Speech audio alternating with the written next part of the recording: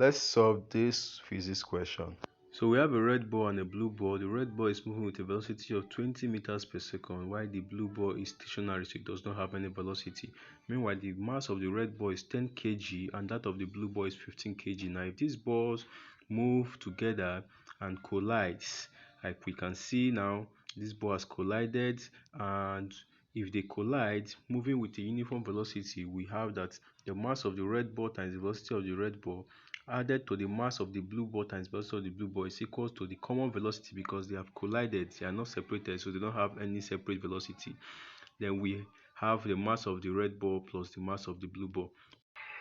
So if we input the formulas into the equation, we have that the mass of the red ball times velocity of the red ball, that's 10 times 20, plus the mass of the blue ball times velocity of the blue ball, that is 15 times 0. Remember, the velocity of the blue ball is 0 because the blue ball was not moving. Velocity is a function of distance. So since there's no distance, that means there's no movement, and the velocity will give us 0. Then since there's a common velocity, there's no separate velocity between the two of them. So we have v, then the two masses becomes 10 plus 15.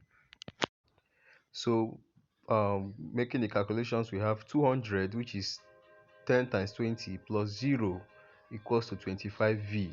Of course, to remove that 25 from v, we have to divide both the left hand side and the right hand side by 25. So 200 will be divided by 25, as well as the 25 with the v will also be divided by the 25. So 200 divided by 25 gives us 8. So 8 meters per second is the common velocity for the two balls when they stick together, as we are seeing in. Thank you, and this is Ebidame Godwin Chibuzo, your visual teacher, and see you in our next episode.